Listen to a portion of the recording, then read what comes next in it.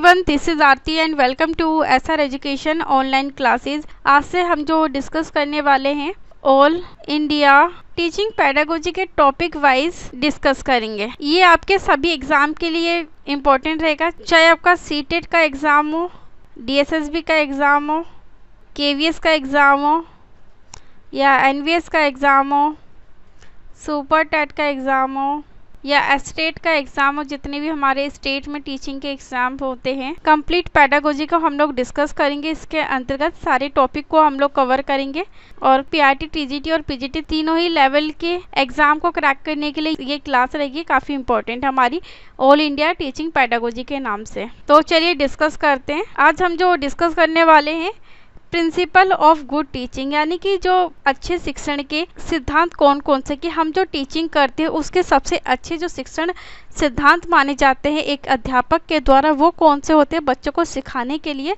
उसके बारे में डिस्कस करते हैं one by one. Point number first में कहा है व्यवहार को नियंत्रित करने के लिए सिद्धांतों का होना आवश्यक है। शिक्षक एवं छात्र के व्यवहार को नियंत्रित करने के लिए मुख्य रूप से शिक्षण सिद्धांत पर विशेष बल दिया जाता है। कहने का तात्पर्य है कि किस तरह जो अध्यापक और छात्रों का जो व्यवहार है वो कंट्रोल किया जा सके, नियंत्रित किया जा सके, एक सीमा के अकॉर्डिंग ही अपना कार्य कर सके आसानी से। और शिक्षक के द्वारा छात्रों को अच्छे ढंग से किस तरीके से शिक्षा प्रदान की जा सकती है, नई नई टेक्निक, नई नई टीचिंग मेथड का प्रयोग करके, ताकि छात्र को प्रभावशाली तरीके से लर्निंग करवाई जा सके। चलिए अगले पॉइंट को डिस्कस करते हैं। क्रियाशीलता आधार करके सीखने का सिद्धांत है।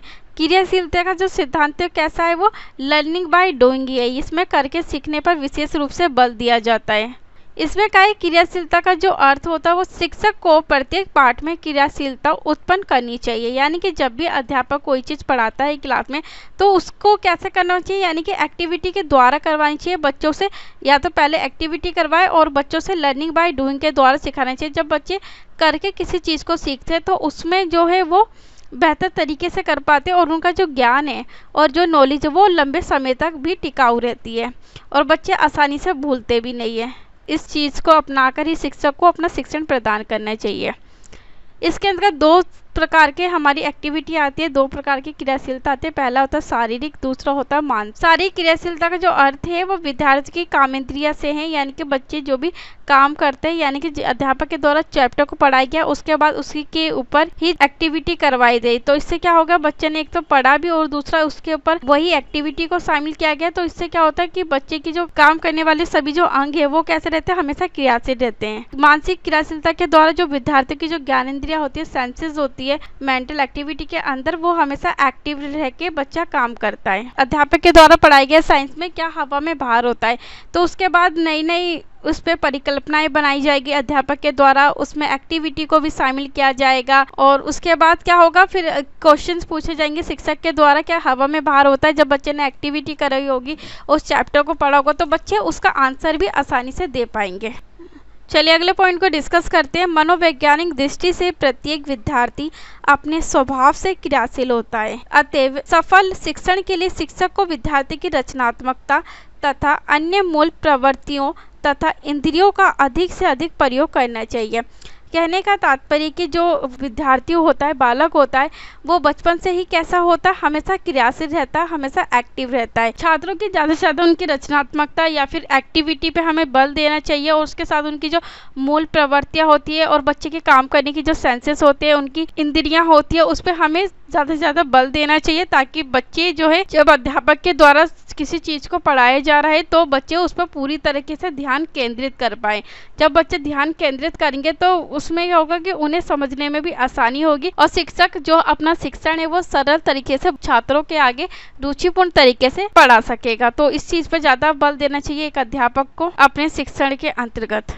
चलिए अगले पॉइंट को डिस्कस करते हैं। प्रसिद्ध शिक्षा शास्त्री फ्रोवेल ने इस बात को ध्यान में रखते हुए करके सीखने के सिद्धांत का प्रतिपादन किया था। सबसे पहले जो प्रसिद्ध शिक्षा शास्त्री थे फ्रोवेल, जिन्होंने क्या किया था, करके सीखने के सिद्धांत पर बल दिया था कि बच्चों को कैसे सिखाना चाहिए, लर्निंग बाय डूइंग के द्वारा सिखाना चाहिए। इससे बच्चे एक तो करके भी सीखते हैं, दूसरा जो इनका ज्ञान है वो हमेशा लंबे समय तक रहता है। बच्चों को ये जो मेथड है वो कैसा रहता है, बाल केंद्रित होता है, यानी कि चाइल्ड सेंटर मेथड का प्रयोग किया जाता है इसके अंतर्गत। और बालक जो होता है उसकी विशेष भूमिका होती है और बालक को ध्यान में रखकर ही सारे टीचिंग मेथड और बच्चों को उसी तरीके से लर्निंग प्रोवाइड की जाती है। और आधुनिक शिक्षण प्रणाली जैसे किंडरगार्टन प्रणाली, मॉन्टेसरी प्रणाली, अन्वेषण प्रणाली, डल्टन प्रणाली, योजना प्रणाली, बेसिक प्रणाली, समस्या समाधान आदि इस सिद्धांत पर आधारित है। यानी कि जो सबसे प्रसिद्ध शिक्षा शास्त्री जिन्होंने लर्निंग बाय डूइंग पर बल दिया था फोवेल ने, के आधार पर ही बाकी की जो विधियां आई थी जो था वो उनकी लर्निंग का महत्वपूर्ण हिस्सा था। और बच्चों को में क्या था कि करके सीखने के ऊपर ज़्यादा बल दिया गया था। बच्चों को स्वतंत्र रूप से छोड़ देना चाहिए और बच्चों को स्वतंत्रता देनी चाहिए कार्य के प्रति। और टीचर को क्या करना चाहिए, एक मार्गदर्शन यानी कि गाइड के रूप में बच्चों को गाइड करते रहना चाहिए। जहां बच्चे गलती करें तो वहां पे उन्हें उस टॉपिक के बारे में फिर से समझाना चाहिए कि बच्चे में खुद कार्य करने के लिए आत्मनिर्भर बच्चों को बनाए जा सके। तो ये सारी जो मेथड है कैसे है, वो सारे चाइल्ड सेंटर मेथड है। चलिए अगले पॉइंट को डिस्कस करते हैं। अभिप्रेरणा का सिद्धांत यानी कि प्रिंसिपल ऑफ मोटिवेशन भी बहुत जरूरी होता है एक अच्छे शिक्षण के लिए। विद्यार्थियों में ज्ञान प्राप्त करने के लिए रुचि उत्पन्न करना जरूरी होता है। यह एक मनोवैज्ञानिक तथ्य है कि जिस समय शिक्षक विद्यार्थियों को ज्ञान प्राप्त करने के लिए प्रेरित करता है, मोटिवेट करता है, तो सीखने और सिखाने की जो प्रक्रिया है वो सुचारू रूप से संपन्न होती है और अच्छे तरीके से शिक्षक जो है वो अपना जो शिक्षण है वो सही ढंग से बच्चों के आगे प्रस्तुत कर पाता है। पर उचित प्रेरणा के अभाव में विद्यार्थी पाठ्य सामग्री को याद करने में तनिक भी रुचि नहीं लेते, तो इससे समस्त शिक्षण जो है वो असफल हो जाता है। कहने का तात्पर्य है कि छात्रों को हमें ज्ञान प्रोवाइड करना चाहिए। कैसे देना चाहिए, जो पहले रुचि को जागृत करना चाहिए, इंटरेस्ट को डेवलप करना चाहिए, उसके बाद ही एक शिक्षक को शिक्षण प्रदान करना चाहिए और छात्रों को समय समय मोटिवेट भी करना चाहिए। अगर कोई हमारी क्लास में इंटेलिजेंट छात्र है और कोई मनबुद्धि बालक है तो दोनों को इक्वली समझना चाहिए और जो मनबुद्धि बालक है उसे सहानुभूति के साथ व्यवहार करना चाहिए ताकि जो छात्र है वो अपने कार्य के प्रति क्या कर सके, रुचि को विकसित कर पाए। तो इस चीज को भी अपनाना चाहिए एक शिक्षक को ताकि बच्चों में कार्य करने के प्रति रुचि और जिज्ञासा उत्पन्न रहे और उनकी परफॉर्मेंस भी अच्छी रहे। हमेशा बच्चे हमेशा कार्य करने के लिए क्रियाशील भी रहेंगे। बच्चों को रुचिपूर्ण तरीके से नहीं पढ़ाया तो बच्चे आपके शिक्षण में इंटरेस्ट ही लेंगे और जो पढ़ाया होगा ना ही वो आपको पता चलेगा, ना ही बच्चे समझ पाएंगे कि आपने उन्हें क्या पढ़ाया। इसलिए जब भी हमारा जो शिक्षण है वो सफल तभी रहेगा जब हम उसे रुचिपूर्ण तरीके से बच्चों के आगे प्रोवाइड करें, अलग अलग चीज़ों का अलग अलग मेथड का प्रयोग करें, कौन से टीचिंग उपकरण हमें लेने हैं, टीचिंग मेथड शामिल करने जो बच्चों को हम अच्छे से समझा पाए, उस टॉपिक के बारे में क्या क्या चीज़ें हमें करवानी चाहिए। तो ये संपूर्ण यानी कि पहले से ही प्लानिंग करनी चाहिए शिक्षक को पाठ को पढ़ाने से पहले और पढ़ाने के बाद छात्रों में क्या उद्देश्य की प्राप्ति होगी।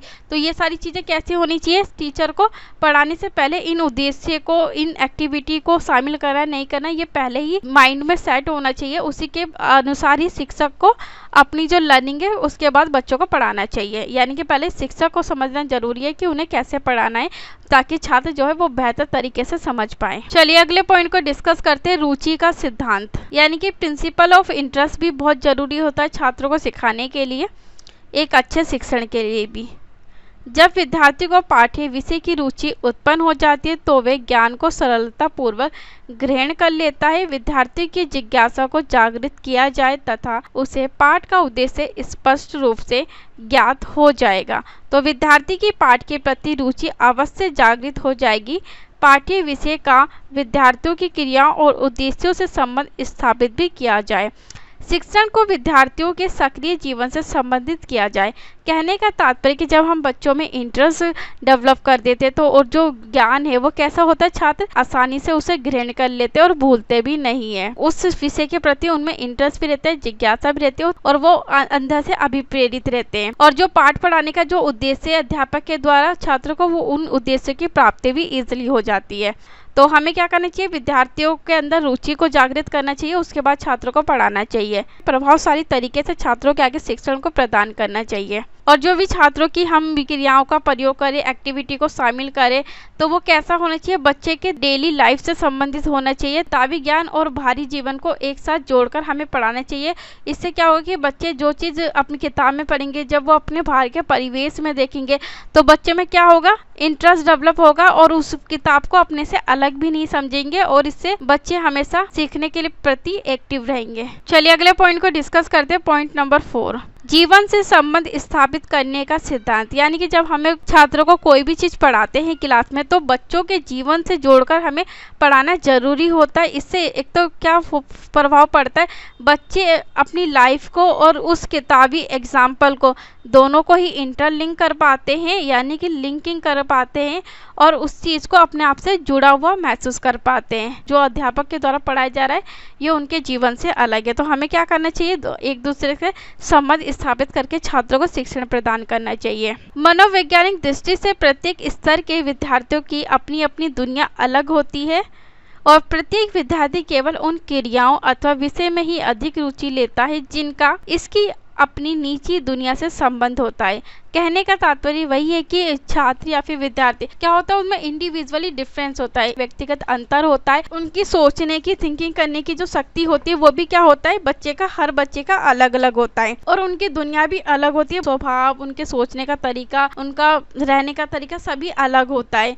तो हमें क्या करना चाहिए, बच्चों में जो भी क्रियाएं हम शामिल करते हैं, एक्टिविटी को हम शामिल करते हैं, वो हमें रुचिपूर्ण तरीके से करनी चाहिए और ऐसे करना चाहिए कि क्लास में हम जो पढ़ा रहे कि बच्चों को एक्टिविटी करवाएं और वो बच्चे के जीवन से भी संबंधित हो। किताबी ज्ञान को बाहर के जीवन से भी जोड़ पाएंगे और दोनों को इंटरलिंक कर पाएंगे और अच्छे तरीके से समझ पाएंगे और उसमें इंटरेस्ट भी दिखा पाएंगे। तो इसलिए हमें जो भी एक्टिविटी करवानी, जो भी क्रियाएं करवानी, वो बच्चों के निजी दुनिया से संबंधित होकर करवानी, यानी कि बच्चे की डेली लाइफ से संबंधित करके ही हमें एक्टिविटी को शामिल करना चाहिए ताकि बच्चे सही ढंग से ज्ञान को अर्जित कर पाए। चलिए अगले पॉइंट को डिस्कस करते हैं। पॉइंट नंबर 5, निश्चित उद्देश्य का सिद्धांत। या अध्यापक के द्वारा कोई चैप्टर पढ़ाया जा रहा है, कोई विषय पढ़ाया जा रहा है, तो उसका एक जो उद्देश्य है वो हमेशा निर्धारित होना चाहिए कि इस चैप्टर को पढ़ने के बाद छात्रों में क्या परिवर्तन आता है, उनके बिहेवियर में क्या चेंज आते हैं। इन चीज का पहले ही क्या करना चाहिए, उद्देश्य को निर्धारित किया जाना चाहिए। इसमें क्या है, प्रत्येक पाठ के कोई ना कोई निश्चित लक्ष्य अथवा उद्देश्य अवश्य होना चाहिए। उद्देश्य के विषय में विद्यार्थियों को शिक्षक द्वारा पाठ पढ़ाना आरंभ करने पर भी पूरी जानकारी दी जानी चाहिए।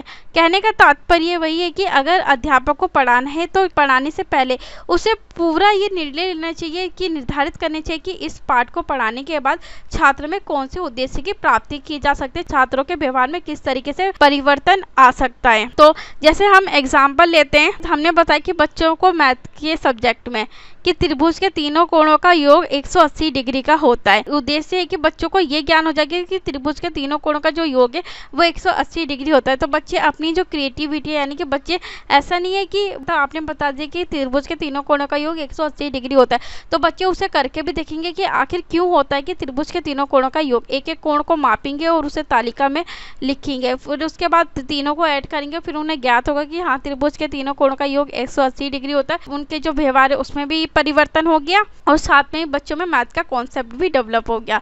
तो इस तरीके से हमें बच्चों को पढ़ाना चाहिए और इससे जो शिक्षक के द्वारा पाठ पढ़ाने का जो उद्देश्य है वो भी प्राप्त आसानी से हो जाएगा। चलिए अगले पॉइंट को डिस्कस करते हैं, चयन का सिद्धांत। यानी कि हमें क्या पढ़ाना है, क्या नहीं पढ़ाना है, कौन सी एक्टिविटी को शामिल करना चाहिए, कौन सा मेथड को लेके हमें बच्चों को पढ़ाना चाहिए, कौन सी शिक्षण सहायक सामग्री का प्रयोग करना चाहिए, ये पहले से ही हमें सिलेक्शन करके उसके बाद बच्चों को क्लास में पढ़ाना चाहिए। इसमें क्या है, शिक्षण को सफल एवं प्रभावशाली बनाने के लिए शिक्षक को अनावश्यक बातों को पाठ से अलग करके व्यक्तिगत विभिन्नता को दृष्टि में रखते हुए केवल उन्हीं बातों अथवा तथ्यों का चयन करना चाहिए जो किसी निश्चित उद्देश्य को प्राप्त करने के लिए उसे विद्यार्थियों के सामने रखनी चाहिए। जो भी एक शिक्षण है सफल और प्रभावशाली तभी बनता है जब शिक्षक को पता हो कि उस पाठ को पढ़ाने के बाद एक तो छात्रों में क्या होता है, व्यक्तिगत अंतर होता है, कोई भी छात्र एक तरीके से नहीं सीखता, ना ही समझता है। तो हमने जो चैप्टर को पढ़ाया कि क्या हवा में भार होता है, हमारे क्लास में टोटल स्टूडेंट कितने 30 है। अब ऐसा नहीं कि 30 के 30 स्टूडेंट को समझ में आ जाएगा कि हवा में भार होता है नहीं होता। एक्टिविटी भी हमने करवाई अलग अलग तरीके से, तो कुछ बच्चे समझ गए, कुछ बच्चे नहीं समझे, तो व्यक्तिगत अंतर हो गया। तो इसलिए हमें क्या करना चाहिए, ऐसी एक्टिविटी को शामिल करना चाहिए ताकि सभी बच्चों के स्तर की हो और सभी बच्चों के लेवल की हो और बच्चे जो धीमी गति से सीखने वाले वो भी उसमें इंटरेस्ट और रुचि भी विकसित हो पाए और वो भी सीख सके। अगर जो मन बुद्धि के बालक है उन्होंने नहीं सीखा, मतलब उन्हें नहीं आया कॉन्सेप्ट को समझ में, तो अध्यापक के द्वारा दोबारा से ही उन्हें पढ़ाना चाहिए और दोबारा से पढ़ाने के बाद फिर बताना चाहिए कि हाँ इस तरीके से होता है कि हवा में जो है वो भार होता है या नहीं होता, फिर उसका जो कॉन्सेप्ट है बच्चे में स्ट्रॉन्ग हो जाएगा और इसके द्वारा जो शिक्षक को पढ़ाने का जो पाठ का उद्देश्य है वो भी इजीली प्राप्त हो जाएगा। इसलिए हमें सिलेक्शन जो है वो पहले से ही करना चाहिए। चलिए अगले पॉइंट को डिस्कस करते हैं। पॉइंट नंबर 7, नियोजन का सिद्धांत, यानी कि हमें क्लास में पढ़ाने से पहले, शिक्षण प्रदान करने से पहले सारी प्लानिंग करनी जरूरी होती है। प्लानिंग के अंतर्गत ही हमारा जो शिक्षण है कैसा होगा, सफल होगा और प्रभावशाली रहेगा। इसमें क्या है, शिक्षक को शिक्षण करने से पहले ही शिक्षण के क्रम को निर्धारित तथा व्यवस्थित करके पाठ की योजना तैयार कर लेनी चाहिए। इससे वे शिक्षण के समय प्रत्येक समस्या का समाधान सरलता पूर्वक कर सकता है। शिक्षक को पाठ की योजना तैयार करते समय ये पहले ही सोच लेना चाहिए कि वह विद्यार्थियों से किस स्तर पर कितना सहयोग प्राप्त करके किसी समस्या को कौन सी विधि से हल करेगा। पाठ योजना तैयार कर लेनी चाहिए और उसमें आपको पता होना चाहिए कि आपने ये चैप्टर पढ़ाया है। बच्चों को आज हिस्ट्री के बारे में पढ़ाना है तो आपको ये निश्चय होना चाहिए कि आप उनमें कौन कौन सी चीज़ों को शामिल करेंगे और बच्चों को आगे बताएंगे। कोई चीज़ बच्चों को समझ में नहीं आती और आपको ये भी पता होना चाहिए कि बच्चे किस तरीके से उस चीज़ को समझ पाए, तो आपको संपूर्ण पाठ की योजना तैयार कर लेनी चाहिए ताकि जब आप शिक्षण प्रदान करें क्लास में वहाँ पे आप भूले भी ना, आपको हेजिटेशन भी ना हो। आपको जो पढ़ाना है वो आपके माइंड में पहले से ही रहेगा और आप आसानी से अपना जो शिक्षण है वो सफल और प्रभावशाली तरीके से बच्चों के आगे प्रस्तुत कर सकते हैं। तो इसलिए पढ़ाने से पहले एक टीचर को पहले ही पाठ योजना तैयार करनी बहुत ज़रूरी होती है। उसी के अनुसार ही जो हमारा शिक्षण होता है वो कैसा होता है, प्रभावशाली तरीके से छात्रों के आगे प्रस्तुत किया जाता है। चलिए अगले पॉइंट को डिस्कस करते हैं। व्यक्तिगत विभिन्नता को जागृत करने का सिद्धांत। इसमें क्या है, मनोवैज्ञानिक अनुसंधानों ने ये सिद्ध कर दिया है कि प्रत्येक छात्र की जो बुद्धि होती है, स्वभाव होता है, उनकी योग्यता होती है, रुचियाँ होती है, क्षमताएं होती है, आवश्यकताएं होती है, वो हमेशा क्या होती है, एक जैसी नहीं होती किसी की भी। इस दृष्टि से सभी विद्यार्थियों के विकास हेतु समान अवसर प्रदान करने के लिए शिक्षक को योग्य विद्यार्थियों को आगे बढ़ाने के लिए उचित निर्देश पहले देना चाहिए और उसके बाद जो असामान्य विद्यार्थी यानी कि जो धीमी गति से सीखने वाले जो छात्र हैं उनके साथ सहानुभूतिपूर्ण व्यवहार रखना चाहिए तथा मंदबुद्धि और अथवा जो पिछड़े हुए विद्यार्थियों को समान स्तर पर लाने के लिए प्रेमपूर्ण व्यवहार करना चाहिए। कहने का तात्पर्य कि आपको मैंने पहले भी बताया था कि कोई भी जो बच्चा है वो एक जैसी लर्निंग नहीं करता, उनकी जो सीखने की क्षमता है, बुद्धि है, स्वभाव है, उनकी योग्यता है, उनकी रुचियाँ हैं, उनकी जो आवश्यकता है वो एक जैसी नहीं होती, हर बच्चे की अलग अलग होती है। कोई बच्चा किस तरीके से सीखता है, कुछ एक्टिविटी के द्वारा सीखता है, कोई बच्चा रट के सीखता है, कोई बच्चा बार बार बात को पढ़ के सीखता है। तो कैसे सीखता है, बच्चे अलग ढंग से सीखते हैं, उनका सीखने का तरीका, उनका पढ़ने का तरीका हर बच्चे का अलग होता है, अलग मेथड होता है। तो इसमें क्या करना चाहिए, हमें सभी बच्चों को समान अवसर देने चाहिए और सीखने के प्रति। और हमें क्या बनाना चाहिए, अगर कोई बच्चा हमारे इस क्लास के अब क्योंकि 30 छात्र 30 के 30 भिन्न है और अलग अलग ढंग से सीख रहे हैं और जो छात्र इंटेलिजेंट है और योग्य सीखने के लिए उन्हें हम उचित निर्देश दे सकते हैं और उन्हें अच्छी अपॉर्चुनिटी भी प्रोवाइड करवा सकते हैं ताकि बच्चे ईजिली सीख सकें। और दूसरे की बात है, जो असामान्य विद्यार्थी होते हैं हमें उनके साथ सहानुभूतिपूर्ण व्यवहार करना चाहिए। अगर उस बच्चे को समझ में नहीं आया हमने पढ़ाने के बाद भी तो हमें क्या करना चाहिए, दोबारा उसे अलग से भी क्लास देनी चाहिए, उसे अलग से पढ़ाना चाहिए। तो इससे क्या होगा, एक तो बच्चे का शिक्षा के प्रति भरोसा भी बढ़ेगा, दूसरा बच्चे का आसानी से उस जो विषय है उसमें कठिनाई भी नहीं होगी, वो आराम से समझ भी पाएगा। इसमें और क्या है कि जो मंदबुद्धि और जो पिछड़े हुए विद्यार्थी है जो कि मतलब बहुत ही ज़्यादा धीमी गति से सीखते हैं, जल्दी से नहीं सीख पाते, तो हमें ऐसे छात्रों को भी हमें क्या करना चाहिए, उन्हें भी इग्नोर नहीं करना चाहिए, उन्हें भी अपने शिक्षण में शामिल करना चाहिए और उनके प्रति हमें प्रेमपूर्ण व्यवहार रखना चाहिए। अगर उन बच्चे को नहीं आए तो उन्हें हमें सामान्य स्तर पे यानी कि और आसान तरीके से हम किस प्रकार अपना शिक्षण दे सकते हैं बच्चों को उस तरीके से देना चाहिए ताकि जो वैरायटी ऑफ लर्निंग है, वैरायटी ऑफ एक्सपीरियंस है बच्चों को प्रोवाइड हो सके। तो हमें बच्चों की नीड को ध्यान रखना है और बच्चों को जैसी एजुकेशन चाहिए, जैसा शिक्षण बच्चों को आसानी से प्रस्तुत किया जा सकता है बच्चों के आगे, हमें वैसा ही पढ़ाना चाहिए और हर बच्चे को ध्यान में रखकर ही हमें शिक्षण प्रदान करना चाहिए क्योंकि सारे बच्चे एक जैसे कभी नहीं सीखते और सभी बच्चों को क्या करना है, साथ लेकर चलना, सभी बच्चों को सिखाना है और सीखने के लिए तत्पर बनाना है। तो आज की क्लास को यही समाप्त करते हैं, और अगर आपको इसकी पीडीएफ चाहिए तो पीडीएफ के लिए आप लोग टेलीग्राम चैनल को ज्वाइन कर सकते हैं और इस पीडीएफ को डाउनलोड करके वहाँ से अपनी तैयारी को अच्छे तरीके से कर सकते हैं। तो थैंक यू सो मच आज की क्लास के लिए।